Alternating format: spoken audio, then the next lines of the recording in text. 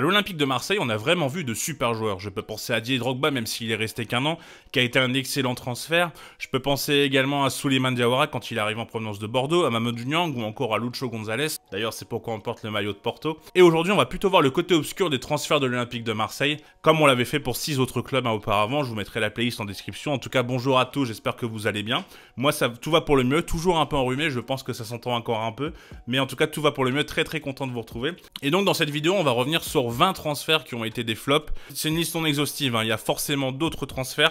Et n'hésitez pas, vous à me dire en commentaire quel transfert pas cité dans la vidéo vous a véritablement marqué. Et pour cette vidéo, j'ai la chance d'être accompagné par un nouveau sponsor, et ce sponsor, c'est TheBet. TheBet est une application de paris sportifs qui est en perpétuelle évolution, qui vous propose des cotes très compétitive et qui vous propose chaque jour des promotions. Donc c'est vraiment une application super intéressante. Et pour cette vidéo, ils m'ont préparé un super bonus de bienvenue. Ils doublent votre pari, qu'il soit gagnant ou perdant. En gros, je vous donne un petit exemple. Si vous pariez 50 € sur un match et que vous gagnez votre pari, vous avez à la fois le gain de votre pari et vous touchez également 50 € de free bet. Et si vous ne gagnez pas votre pari, vous touchez quand même 50 € de free bet si vous avez parié 50 €. Moi, par exemple, là, je vais parier sur le match de l'Olympique Lyonnais contre l'Olympique de Marseille où je pense que ce sera un match quand même assez serré. Je vois que la cote la plus intéressante est le match nul et je vois bien un match nul, je verrai bien un 2-2. Donc je vais mettre 10 € hein, sur ce match nul. Si je gagne, je touche 32,50 € et grâce au code FLOCO que vous rentrez, je vais également retoucher 10 € de free bet. Donc ça fait vraiment un super bonus de bienvenue. Et si malheureusement, soit Lyon gagne, soit Marseille gagne,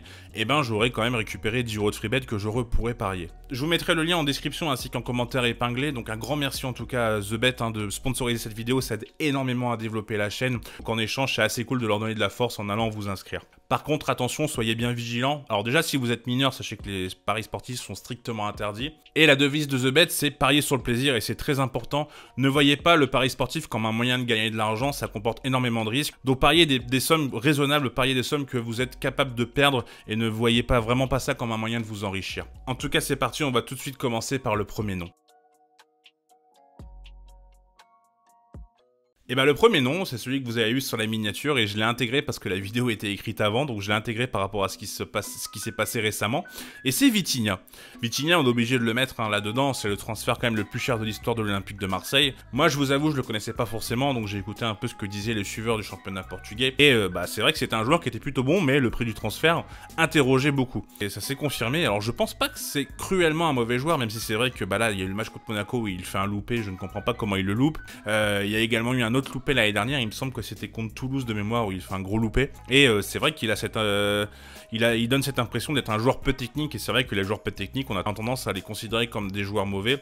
Mais je pense surtout que c'est le contexte marseillais et le prix du transfert qui était beaucoup trop lourd pour lui. C'était vraiment un véritable fardeau et ça se voyait, je pense qu'il manquait cruellement de confiance et ça a donné ces piètres performances de la part de Vitinha. Alors je pense que ce qu'on peut lui reprocher, c'est qu'il a toujours essayé de mouiller le maillot, qu'il a essayé de faire le maximum pour le club, mais malheureusement le prix du transfert et puis le contexte marseillais était vraiment trop lourd pour lui. Donc là il est prêté au Genoa avec une option d'achat de 20-25 millions. Alors je vois pas dans quel monde le Genoa est capable de mettre 20 ou 25 millions d'euros, mais bon on verra, pourquoi pas. Si en tout cas elle est mise, je pense que ça reste quand même limité la casse, même si je comprends que les Marseillais auraient voulu avoir une vente tout de suite voilà, une option d'achat, parce que c'est vrai que si malheureusement au Genoa ça marche pas bien et qu'il revient à l'Olympique de Marseille, ce sera difficile de le vendre à 20 ou 25 millions l'été prochain. Et on va parler d'un autre transfert qui est également parti au Genoa et qui était un transfert très cher, c'est Kevin Strootman, le milieu. Kevin Strootman qui était un bon joueur, le néerlandais, qui était notamment passé par la Roma, mais malheureusement il a eu des grosses blessures, et quand il arrive à l'Olympique de Marseille, pour faire plaisir à Rudy Garcia qui l'avait eu comme entraîneur, c'est une énorme déception. Heureusement le Genoa a encore sauvé l'Olympique de Marseille et a récupéré Strootman, mais c'est une grosse déception, il était très lent sur le terrain, il a franchement pas fait beaucoup de bons matchs, c'était l'ombre de Kevin Strootman, simplement avec un salaire beaucoup trop élevé et qui a posé beaucoup de problèmes aux finances de l'Olympique de Marseille. Et on est obligé de citer Kevin Strootman quand on parle de flop de l'Olympique de Marseille. Et c'est vraiment dommage cette carrière de Kevin Strootman parce qu'encore une fois, avant ses blessures à l'AS Roma, c'était un super joueur, même en sélection. Il avait quand même fait le plus grand bien. On va parler maintenant d'un milieu de terrain brésilien qui est arrivé en 2016 après une première année au Real Madrid. Donc vous savez de qui je vais parler, c'est de Lucas Silva. Donc lui, il arrive en 2016 comme indiqué, il est prêté à Marseille pour avoir un peu plus de temps de jeu, parce qu'au Real Madrid, la concurrence est bien trop féroce, hein, avec les Casemiro, Kroos, Modric, et j'en ai forcément oublié dans la liste. Et donc Lucas Silva se relance à Marseille, on se dit que sur l'idée, c'est peut-être une bonne idée. On se dit que si le Real Madrid a misé sur Lucas Silva, c'est que c'est un bon joueur et que ça a forcément bien marché. Et il a été plus que décevant, ça a vraiment pas été bon. Il a vraiment pas été au niveau, et après son passage à l'Olympique de Marseille, le Real va le prêter à Cruzeiro 2 ans avant de signer à Grêmio, et là aujourd'hui, il est retourné à Cruzeiro. Donc vraiment, ce Lucas Silva, c'est une véritable énigme. Je comprends pas pourquoi le Real a été misé dessus, même si c'est vrai que quand il avait été jeune, il avait été quand même très très bon. Mais ouais, ça a vraiment clairement pas été le joueur qu'on attendait. Il aura quand même fait 33 matchs avec l'Olympique de Marseille, mais bon, vraiment décevant dans l'ensemble. On va parler d'un joueur qu'on avait évoqué il y a quelques mois dans une vidéo sur Evian Tonongaillard, et on va parler de ce bon vieux Saber Khalifa, le Tunisien qui avait marqué un but extraordinaire contre Nice, on s'en rappelle tous, vraiment un but absolument excellent. Il arrive à l'Olympique de Marseille donc en 2013 après quelques saisons correctes du côté d'Evian Tonongaillard, enfin même plus que correctes, mais Khalifa n'arrive pas à être titulaire dans cette équipe, hein, malheureusement il y a trop de concurrence. On s'attend quand même à ce qu'il apporte avec le temps de jeu qu'il a, mais malheureusement ce sera vraiment très décevant. Il fera qu'une seule année du côté des Bouches-du-Rhône, et il sera prêté ensuite au club africain 2 ans avant d'être vendu en 2016. Il n'aura pas laissé vraiment des très très bons souvenirs du côté de la Canebière. À lui, je m'en souviens vraiment très très bien, mais pas pour les bonnes raisons, c'est le japonais Koji Nakata. L'arrière-gauche, ça a été vraiment plus que compliqué pour lui. Et l'image qu'on pense forcément, c'est cette passe contre Saint-Etienne dans la neige où il fait une passe, mais la balle n'est pas du tout à ses pieds. Et c'est vraiment un moment assez incroyable, assez lunaire, je comprends toujours pas. Et lui, il arrive en 2005 et il est parti ensuite un an après du côté du FC Bâle. C'était vraiment une belle erreur de casting. C'est assez compliqué de comprendre comment ils ont pu avoir l'idée de prendre Koji Nakata parce que franchement, il était clairement pas au niveau. On va parler d'un international jamaïcain. On va parler de Tyrone Mears qui est arrivé en 2008 et il était prêté par Derby County et ça a été plus que compliqué. Il effectuera que 7 matchs. Franchement, il était vraiment pas au niveau quand il jouait. C'était c'était très très compliqué. Vraiment, des fois à Marseille, il y a vraiment eu des super pioches, mais alors là, Tyrone Mears, j'ai vraiment pas compris. Donc il partira tout de suite la saison d'après dans un autre club de Championship. D'ailleurs, pour l'anecdote, je vous ai dit qu'il était international jamaïcain, mais en fait, il a été radié parce que la fédération s'est rendu compte qu'il n'était pas du tout d'origine jamaïcaine, mais de Sierra Léonaise. Donc ça vous montre un peu tout le folklore de ce joueur. Je trouvais l'anecdote assez folle, et c'est pour ça que je vous la communique. Mais ouais, Tyrone Mears, ça a clairement pas été une réussite. On va parler d'un des plus gros traîtres de Ligue 1, dirons-nous. Petite dédicace à la vidéo d'Alex. Mais on va parler de Fabrice Fiorez. Ah, Fabrice Fiorez, il quitte le PSG pour l'Olympique de Marseille. Donc déjà, c'est clairement une grosse prise de risque pour le joueur. Il est clairement conspué, il est clairement pas accepté, que ce soit des deux côtés d'ailleurs. Les Parisiens n'acceptent pas que Fabrice Fiorez quitte le club de la capitale pour rejoindre l'Olympique de Marseille. Clairement un juste titre, on va pas se mentir. Et à l'Olympique de Marseille, malheureusement, ça va être plus que compliqué. Déjà, les supporters n'en veulent pas forcément. Et ça a été vraiment plus que décevant. Et il partira un an après en prêt du côté du Qatar. Et ouais, ça a été vraiment pas bon cette année-là. Sachant que c'était dû après Drogba, même s'il y avait un autre joueur qu'on va citer après qui était là également. Ça a vraiment pas été une réussite et je pense qu'il aurait pas dû faire ce move. Parce que ça restait un joueur qui était quand même relativement correct, qui avait montré de bonnes choses, notamment un Guingamp également. Au PSG, c'était assez correct. Mais ouais, à Marseille, ça a été plus que catastrophique.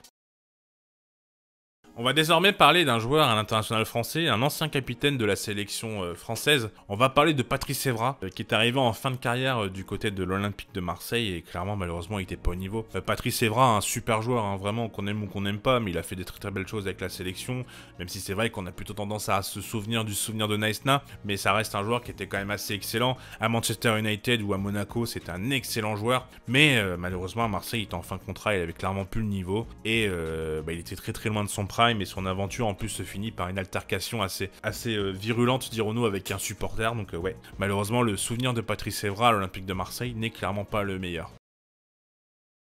On va retourner chez les Brésiliens et on va parler de Doria. Doria, quand il a acheté, c'est une des plus belles pépites défensives du continent sud-américain et on se dit que, ouais, Doria en fait c'est une très très bonne pioche et que, ouais, il va briller à l'Olympique de Marseille, ça c'est une certitude, ça va être un bon défenseur central, sauf qu'en place c'est un entraîneur, un certain Marcelo Bielsa, et Marcelo Bielsa, vous le connaissez et on le connaît tous bien, quand il veut pas un joueur, et ben il le fait pas jouer. Et il le voulait pas, Doria. Donc en fait, il va arriver, il va absolument pas jouer, il va rester sur le banc, parce qu'en plus Marcelo Bielsa il est très têtu, donc quand il dit je veux pas un joueur, il fera pas jouer un joueur, il en fera même passer d'autres avant lui, notamment par exemple un Stéphane Sparagna. Et donc il va cirer le banc avant d'être prêté notamment au Mexique, et après il aura quand même du temps de jeu, quand Bielsa sera plus là, il reviendra où il essaiera de jouer, mais ce sera quand même très très compliqué, et ça marchera pas pour Doria Olympique de Marseille. Donc vraiment une énigme également ce transfert, et même la carrière de Doria par la suite, comme finalement pas mal de Brésiliens, où ouais, ça a été assez compliqué, où on a beaucoup d'attentes autour d'eux et au final ça paie pas. Alors soit le problème de mal de pays, soit l'acclimatation. C'est vrai que le championnat brésilien par rapport au standard du championnat européen, c'est quand même pas forcément le même niveau, même s'il y a des belles équipes en Brésil, hein, attention, mais d'un point de vue tactique en tout cas c'est pas forcément la même chose, et je pense surtout d'un point de vue travail également et d'un point de vue rigueur, il y a quand même des attentes qui sont différentes entre le championnat français et le championnat brésilien, et je pense que Doria n'a pas su y répondre tout simplement. On va ensuite parler d'un attaquant où on pouvait en attendre quand même beaucoup plus, et moi je le qualifierais comme flop. Je sais que certaines personnes ont plutôt des bons souvenirs de lui, mais moi, pour moi c'est forcément un flop. C'est Kostas Mitroglou. On se rappelle de cette fameuse recherche du grand attaquant pour l'Olympique de Marseille, et on se dit que voilà, recruter un joueur qui a marqué autant de buts à l'Olympiakos et également à Benfica, bon on se dit que c'est vraiment une bonne pioche, c'est une très très belle idée, mais malheureusement ça va pas forcément bien fonctionner. Il va mettre 16 buts en quasiment 50 matchs, donc le total n'est pas non plus ridicule, mais on a quand même pas mal de souvenirs de ratés marquants. Alors après, au niveau de la nonchalance et au niveau de la lenteur, ça j'ai envie de dire, en fait Mitroglou il a toujours été lent. Donc on pouvait pas s'attendre à une personne qui fasse le 100 mètres en 11 secondes, ça a toujours été un joueur qui était très très lent, donc là pour le coup j'ai du mal un peu avec ces critiques là, mais il a quand même eu pas mal de ratés devant le but, quelques ratés vraiment très très marquants, et c'est pourquoi je le qualifie vraiment comme flop.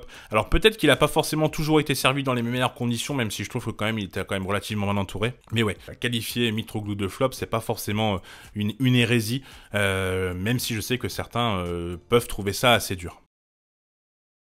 Lui, par contre, je pense qu'on sera tous d'accord. Il est arrivé après quelques bonnes saisons en Russie, et c'est Thomas Ubochan qui arrive pour 1,2 million d'euros, où il avait vraiment fait pas mal de choses, notamment en Dynamo Moscou. C'était plutôt un bon défenseur, et l'OM donc pense faire une bonne affaire. Sauf que franchement, il était vraiment pas au niveau. C'était assez catastrophique ce que proposait Thomas Ubochan. Vraiment pas bon, très très lent, souvent mal placé. Ouais, franchement, beaucoup de fois pris dans son dos. C'était vraiment plus que compliqué, et ouais, ça s'est confirmé. Et il partira au bout d'un an seulement après à Trabzonspor en Turquie. Donc ouais, très très compliqué le passage de Thomas Ubochan du côté de l'Olympique de Marseille. Du coup, on a parlé de Mitroglou, on va forcément parler d'un autre attaquant, et on va parler d'un Valère Germain, l'attaquant français qui avait fait des bonnes saisons à Nice et à Monaco. À Nice, il faisait une super doublette avec Alassane Plea, et à Monaco, il faisait vraiment une très bonne doublette avec Radamel Falcao. Donc, quand on voit Valère Germain rejoindre son club de cœur, là où son père a joué, on se dit, ouais, c'est vraiment une belle histoire, et franchement, il y a tout pour que ça réussisse. Mais je pense que justement, ça a peut-être été un fardeau, parce que c'était très très compliqué. On n'a pas forcément retrouvé le Valère Germain qu'on avait vu, où il a loupé énormément de choses. Son raté contre l'Atlético, clairement, ça a pas joué en plus pour sa cote de popularité. Mais c'est un joueur qui marche bien en tandem, qui a toujours bien marché. Donc ouais, le mettre seul en pointe, clairement, pour moi, c'était clairement une erreur. Même si on a essayé de le mettre quand même des fois en duo, notamment avec Mitroglou, mais ça a clairement pas marché. C'était pas au niveau. C'était vraiment plus que compliqué. Et il a ensuite quitté donc le club. Et puis je pense également que voilà, ce que certains influenceurs ont fait autour de Valère Germain, ça a clairement pas joué pour sa confiance. Et ouais, ça a été très très compliqué. Il a ensuite été à Montpellier, où ça s'est clairement pas bien passé non plus.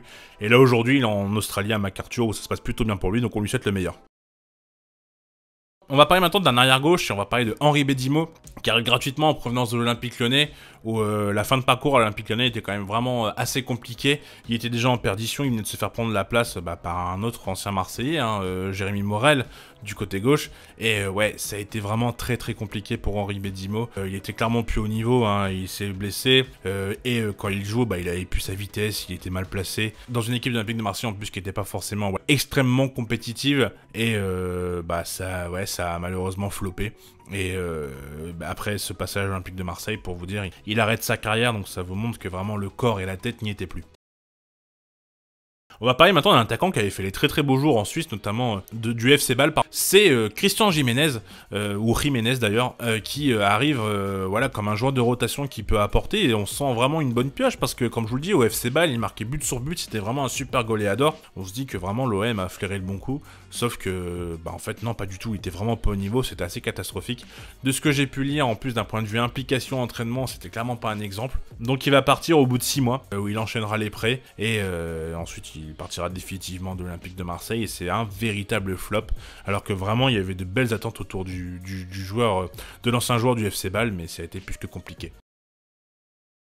On va parler maintenant d'un joueur où c'est pareil, je pense que l'écart entre ce qu'il montrait dans son club, dans son championnat domestique et l'Olympique de Marseille était trop élevé. C'est Modou Sougou qui est arrivé pour 3 millions d'euros en provenance de Cluj, le club roumain. Je pense que c'était pas un mauvais joueur, d'ailleurs on le verra par la suite parce qu'il va jouer à Evian, Tonon Gaillard, où ça s'est quand même mieux passé. Mais à Marseille c'était plus que compliqué, il avait pas le niveau, trop de concurrence à son poste. Ouais, c'était vraiment ce joueur, on l'a pris, on s'est dit que c'était une bonne idée, il y avait une opportunité sur le marché. On l'a vu faire des belles choses notamment en Coupe d'Europe, donc peut-être qu'il peut réussir à briller à Marseille, sauf que c'est pas en prendre en contexte tout le maillage marseillais, et ça a été plus que compliqué pour Modou Sougou. Heureusement il rebondira bien, notamment à Evian, même si je crois qu'Evian, quand il arrive à Evian, après il descend, mais ça reste un joueur qui était quand même correct. On va parler maintenant d'un joueur où c'est vrai que quand l'Olympique de Marseille le prend, je me dis que c'est plutôt une belle idée parce qu'il avait fait des très belles choses à Valenciennes. C'est Foued Kadir, qui était un international algérien qui faisait vraiment des très belles choses balle au pied, belle qualité de passe, belle qualité de dribble, même si c'est vrai que des fois il levait peut-être pas assez la tête, mais en tout cas il a fait vraiment les beaux jours de Valenciennes. Et quand l'Olympique de Marseille le prend, je me dis bah pourquoi pas, c'est pas une mauvaise idée. En plus, bon pour le coup la somme n'est pas forcément élevée, ils le prennent pour 500 000 euros parce qu'il était en dernière année en fin de contrat à Valenciennes. Et malheureusement ça va pas forcément bien se passer pour lui, du côté de l'Olympique de Marseille. Il va faire que 16 matchs en 2 ans avant d'être ensuite prêté au Real Betis avant de signer après là-bas. Donc ouais, ça va être très très compliqué. Il ne laissera vraiment pas de souvenirs avec le maillot marseillais. On le verra ensuite après le Real Betis, donc signer au Real Betis et enchaîner quelques prêts et enchaîner ensuite quelques autres clubs espagnols avant de finir à Martigues.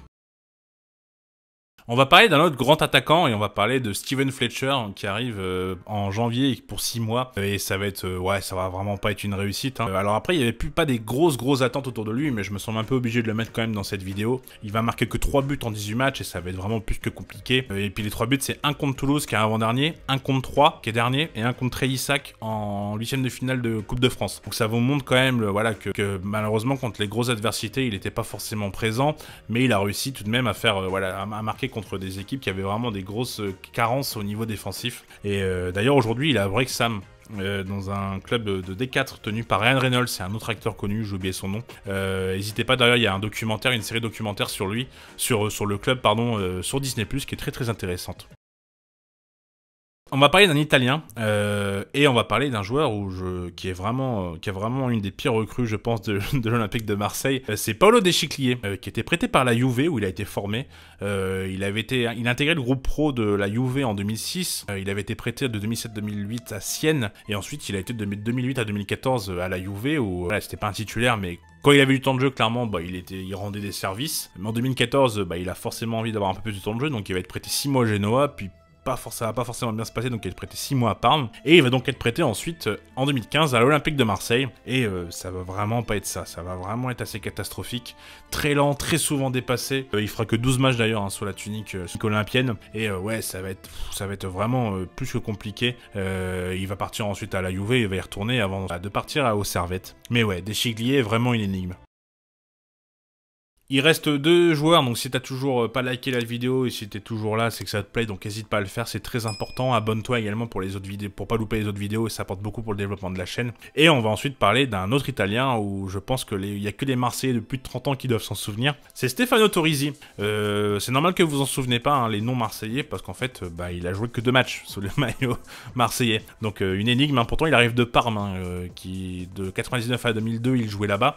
Et Parme à cette époque-là, c'est vraiment une référence. Alors Alors il a pas beaucoup de temps de jeu à Parme, mais il en a quand même un petit peu. Et on se dit que s'il a pas forcément de temps de jeu, voilà, c'est qu'il y a énormément de concurrence. Et c'est normal, mais ça doit quand même être un joueur qui est pas mauvais. Sauf qu'à l'Olympique de Marseille, ça a été vraiment horrible. Comme je vous le disais, que 2 matchs. Et le premier match, c'est contre Nantes, où à la 36e, il va dévier un but contre son camp. Et 2 minutes après, il va marquer une tête contre son camp. Donc malheureusement, c'est pas forcément la meilleure façon de se montrer. Il jouera un autre match ensuite après contre Toulouse, mais 6 mois après, il va malheureusement quitter le club olympien. Et ouais, ça va clairement pas laisser des super souvenirs. Et le dernier joueur qu'on va évoquer, c'est un autre attaquant, et c'est Peggy Louindoula, qui a quitté l'OL en 2004 pour aller à l'Olympique de Marseille, et ça a clairement pas été une réussite. Pourtant, c'était un super joueur à l'OL, hein, enfin même sur fin de parcours, peut-être un petit peu plus compliqué, et encore, et à Strasbourg, c'était vraiment un buteur prolifique. Et en fait, je pense surtout que le problème de Peggy Louindoula pour son aventure à Marseille, c'est qu'il arrive pour remplacer Didier Drogba.